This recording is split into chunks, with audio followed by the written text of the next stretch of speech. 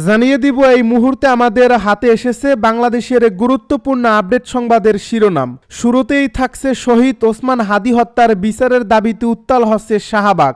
ইনকিলাব মঞ্চের মুখপাত্র শহীদ শরীফ ওসমান হাদি হত্যার বিচারের দাবিতে উত্তাল হচ্ছে শাহবাগ। শনিবার বিকেল 4টা থেকে এ আন্দোলন শুরু হয়েছে। এবারে জানিয়ে দিব হাদির কবরে মাটি দিয়েই কান্নায় ভেঙে পড়লেন হাসনাত আব্দুল্লাহ। এদিকে হাদির শেষ বিদায়ে আজহারীর আবেগঘন স্ট্যাটাস। আরও থাকছে কয়েক লাখ মানুষের অংশগ্রহণে স্মরণকালের সবচেয়ে বড় জানাজা শহীদ হাদির। এদিকে তারেক রহমান আসছেন মানেই গণতন্ত্র ফেরত আসছে বলছে বিএনপি নেতা মির্জা আব্বাস। সব শেষে জানিয়ে দিব নৈরাজ্য করে নির্বাচন পেছানোর কোনো সুযোগ নেই বলে মন্তব্য বিএনপি নেতা সালাউদ্দিন আহমেদের। এতক্ষণ শুনছিলেন হাতে থাকা আপডেট সংবাদের শিরোনাম, এবারে বিস্তারিত। তবে তার আগে অনুরোধ রইল ভিডিওটিতে একটি লাইক এবং কমেন্ট করে জানিয়ে দিন ভিডিও সম্পর্কে আপনার মূল্যবান মতামত। আরও জানিয়ে দিন ভিডিওটি কোথা থেকে দেখছেন বা কোন জেলা থেকে দেখছেন। ওসমান হাদি হত্যার বিচারের দাবিতে উত্তাল হচ্ছে শাহবাগ। ইনকিলাব মঞ্চের মুখপাত্র শহীদ শরীফ ওসমান হাদি হত্যার বিচারের দাবিতে উত্তাল হচ্ছে শাহবাগ। শনিবার বিকেল 4টার থেকে এ আন্দোলন শুরু হয়েছে। সরেজমিনে দেখা যায় শহীদ শরীফ ওসমান হাদির জানাজা শেষ করে মিছিল নিয়ে ছাত্র জনতা শাহবাগে আসতে শুরু করে। এ সময় তাদের নানা ধরনের স্লোগান দিতে দেখা গেছে। এর আগে জাতীয় কবি কাজী নজরুল ইসলামের কবরের পাশে ইনকিলাব মঞ্চের মুখপাত্র শহীদ ওসমান শরীফ হাদিকে দাফন করা হয়। শনিবার বিকেল 3:30টার দিকে ঢাকা বিশ্ববিদ্যালয়ের কেন্দ্রীয় জামে মসজিদের পাশে জাতীয় কবির পাশে তাকে সমাহিত করা হয়। তার আগেও জাতীয় সংসদ ভবনের দক্ষিণ প্লাজায় হাদির জানাজা সম্পন্ন হয়। দুপুর 2:33 অনুষ্ঠিত জানাজায় সারা দেশ থেকে বিভিন্ন শ্রেণী পেশার হাজারো মানুষের উপস্থিতি হন। হাদির জানাজার নামাজ পড়ান তার বড় ভাই আবু বকর সিদ্দিক। এ সময় পুরো এলাকায় শোকাবহ পরিবেশের সৃষ্টি হয়। জানাজা শেষে শহীদ ওসমান হাদির মরদেহ বহনকারী গাড়ি ঢাবির কেন্দ্রীয় মসজিদ এলাকায় নিয়ে যাওয়া হয় দাফনের উদ্দেশ্যে। হাদির কবরে মাটি দিয়েই কান্নায় ভেঙে পড়লেন হাসনাত আব্দুল্লাহ। জাতীয় কবি কাজী নজরুল ইসলামের কবরের পাশে শায়িত হলেন ইনকিলাব মঞ্চের মুখপাত্র শরীফ ওসমান হাদি। শনিবার বিকেল 3:30টার দিকে ঢাকা বিশ্ববিদ্যালয়ের কেন্দ্রীয় জামে মসজিদের পাশে জাতীয় কবির পাশে হাদিকে সমাহিত করা হয়। ওসমান হাদিকে কবরে শোয়ানোর পর মাটি দিয়ে কান্নায় ভেঙে পড়লেন এনসিপির দক্ষিণ অঞ্চলের মুখ্য সংগঠক হাসনাত আব্দুল্লাহ।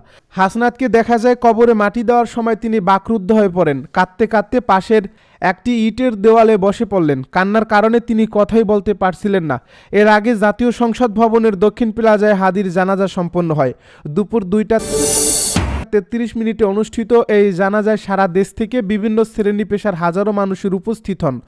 জানাজা শেষে বিকেল 3টার দিকে হাদির মরদেহ বহনকারী গাড়ি ঢাবির কেন্দ্রীয় মসজিদ এলাকায় নিয়ে আসা হয়। হাদির জানাজার নামাজ পড়ান তার বড় ভাই আবু বকর সিদ্দিক। এ সময় পুরো এলাকায় শোকবহ পরিবেশের সৃষ্টি হয়। হাদির শেষ বিদায়ে আজহারীর আবেগঘন স্ট্যাটাস। লাখো মানুষের উপস্থিতিতে জাতীয় সংসদ ভবনের দক্ষিণ প্লাজায় জুলাই গণ অভ্যুত্থানের সম্মুখ যোদ্ধা ও ইনকিলাব মঞ্চের মুখপাত্র শরীফ ওসমান হাদির নামাজে জানাজা সম্পন্ন হয়। তারপর তাকে ঢাকা বিশ্ববিদ্যালয়ের কেন্দ্রীয় মসজিদ সংলগ্ন জাতীয় কবি কাজী নজরুল ইসলামের কবরের পাশে তাকে সমাহিত করা হয়। এই উপলক্ষে তাকে নিয়ে আবেগঘন একটি পোস্ট দিয়েছেন জনপ্রিয় ইসলামিক আলোচক মাওলানা মিজানুর রহমান আজহারী।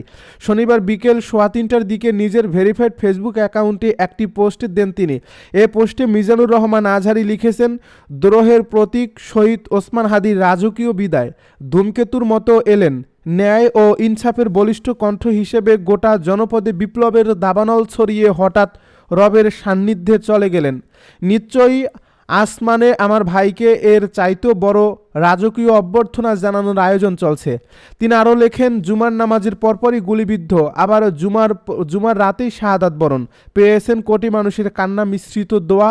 সব শেষে মিজানুর রহমান আজহারী লিখেছেন, হাদির মতো এমন দেশপ্রেমিক, আধিপত্যবাদ বিরোধী ও ধর্মীয় মূল্যবোধ সম্পন্ন তরুণরাই আগামীর বাংলাদেশ। শহীদের রক্ত কখনো বৃথা যায় না। ইনশাল্লাহ ওসমান হাদি বেঁচে থাকবেন সহস্র মুক্তিকামী মানুষের ভালোবাসায়। তারেক রহমান আসছেন মানেই গণতন্ত্র ফেরত আসছে বলছে বিএনপি নেতা মির্জা আব্বাস। বাংলাদেশ যে গণতন্ত্র শহীদ জিয়াউর রহমানের হাতে প্রতিষ্ঠিত হয়েছে এবং দেশনেত্রী বেগম খালেদা জিয়া যেটি লালন করছেন সেই গণতন্ত্রের সঙ্গে করেই তারেক রহমান দেশে ফিরছেন বলে মন্তব্য করেছেন বিএনপির স্থায়ী কমিটির সদস্য মির্জা আব্বাস। তিনি বলেন, তারেক রহমানের আগমন মানেই গণতন্ত্রের প্রত্যাবর্তন। দেশের জনগণ আজ তাকে স্বাগত জানাতে প্রস্তুত। শনিবার গোপীবাগের সাদেক হোসেন খোকা কমিউনিটি সেন্টারে বিএনপির ভারপ্রাপ্ত চেয়ারম্যান তারেক রহমানের স্বদেশ প্রত্যাবর্তন উপলক্ষে আয়োজিত এক প্রস্তুতি সভায় প্রধান অতিথির বক্তব্যে তিনি এসব কথা বলেন। মির্জা আব্বাস বলেন, যারা দেশের ভালো চায় না, দেশকে ভালোবাসে না, তারা দেখতে মানুষের মতো হলেও প্রকৃতপক্ষে মানুষরূপী শয়তান। তারা 1947 সালে পাকিস্তানের বিরোধিতা করছে, 1971 সালে বাংলাদেশের বিরোধিতা করেছে। এরা কখনোই দেশের শান্তি চায় না। কিছুদিন চুপ থাকলেও আবার তাদের নখ ও বীজদাঁত বিকশিত হচ্ছে। তাদের কার্যক্রম অত্যন্ত ধারাবাহিক। তিনি বলেন, গণতন্ত্রের সামনে অগণতান্ত্রিক শক্তি টিকে থাকতে পারে না। যারা ষড়যন্ত্র করছেন তারা সাবধান থেকে যান। প্রথম আলো ও ডেইলি স্টার সহ কয়েকটি প্রতিষ্ঠানে আগুন দেওয়া হয়েছে। এরা কারা? এরা জাতির শত্রু, এদের থামাতে হবে। বিএনপি নেতা মির্জা আব্বাস আরও বলেন, আমরা সরকারের সঙ্গে সাক্ষাৎ করে একাধিকবার বলেছি আমরা আপনাদের সহযোগিতা করতে চাই, কিন্তু আমাদের সহযোগিতা নেওয়ার চেষ্টা না করে বরং দেশ বিরোধীদের সঙ্গে চলছেন। যখন অগ্নিসন্ত্রাস চলছে, মব সহিংসতা হচ্ছে, তখন আইনশৃঙ্খলা বাহিনী কোথায়? উল্টো বিএনপিকে দোষারোপ করার অপচেষ্টা চলছে। তিনি বলেন, বিএনপি এ দেশে বহুদলীয় গণতন্ত্র প্রবর্তন করছে, অথচ সেই গণতন্ত্রের নাম ব্যবহার করে কেউ কেউ মব সৃষ্টি করে জনজীবন দুর্বিষহ করে তুলছে। সরকারকে অবিলম্বে মব সন্ত্রাসীদের বিরুদ্ধে ব্যবস্থা নিতে হবে। কয়েক লাখ মানুষের অংশগ্রহণে স্মরণকালের সবচেয়ে বড় জানাজা শহীদ হাদির। কয়েক লাখ মানুষের অংশগ্রহণে জাতীয় সংসদ ভবন এলাকায় ইনকিলাব মঞ্চের মুখপাত্র শহীদ শরীফ ওসমান হাদির জানাজা অনুষ্ঠিত হয়েছে। এই জানাজায় অংশগ্রহণকারীরা বলছেন এটাই স্মরণকালের সবচেয়ে বড় জানাজা। জানাজায় অংশগ্রহণকারী অনেকেই বলছেন শহীদ ওসমান হাদির জানাজায় 7 থেকে 8 লাখ মানুষ অংশ নিয়েছেন। 65 বছর বয়সী ধানমন্ডির বাসিন্দা সিদ্দিকুর রহমান বলেন, আমার জীবনে অনেক জানাজায় অংশ নিয়েছি, কিন্তু এত বড় জানাজা দেখিনি।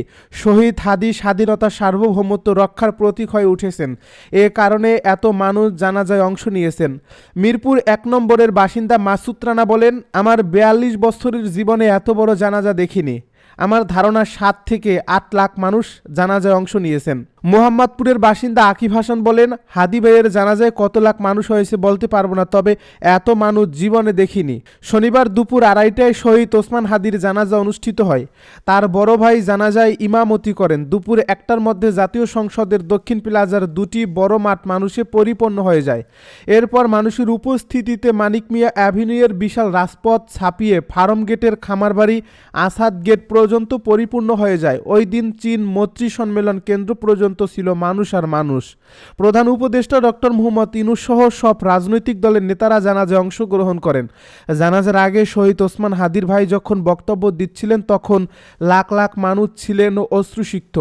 জানাজায় অংশগ্রহণের জন্য সকাল থেকেই মানুষ ছিল সহকারে। কেউ বা নিজ উদ্যোগে মানিক মিয়া অ্যাভিনিউর দিকে আসতে শুরু করেন। রাজধানীর সব পথ যেন এসে মিলে এক মোহনায়।